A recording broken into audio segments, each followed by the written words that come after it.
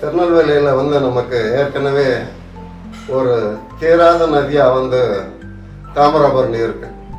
எப்படி தீராத நதி ஒரு பக்கத்தில் இருக்கோ அதே மாதிரி திருநெல்வேலியில் தீராத ஒரு படைப்பாளிகளின் வரிசை இருக்குன்னு நினைக்கிறேன்.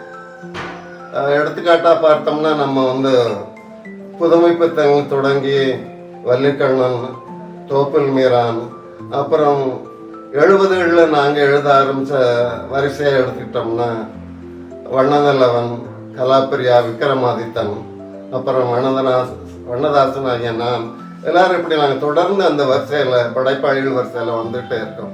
சற்று பின்னால் பார்க்க போனால் தமயந்தி மாதிரி அல்லது பவன் சங்கர் மாதிரி அல்லது இந்த புதிய தலைமுறை எழுத்தாளர்களாக மதார் போன்ற கவிஞர்கள் இருக்கிறது மாதிரி அந்த படைப்பாளிகளின் பட்டியல் என்கிறது திருநெல்வேலியில் தொடர்ந்து வந்துகிட்டே இருக்குது.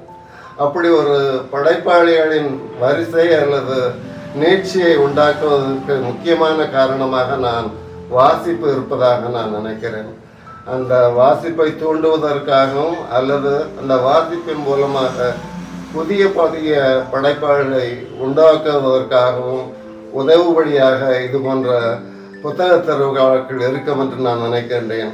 இந்த புத்தக திருவிழாவின் வாயிலாக வாசிப்பு மட்டுமல்ல, புதிய புதிய படைப்பாளிகள் உருவாக வேண்டும் என்று நான் நினைக்கின்றேன்.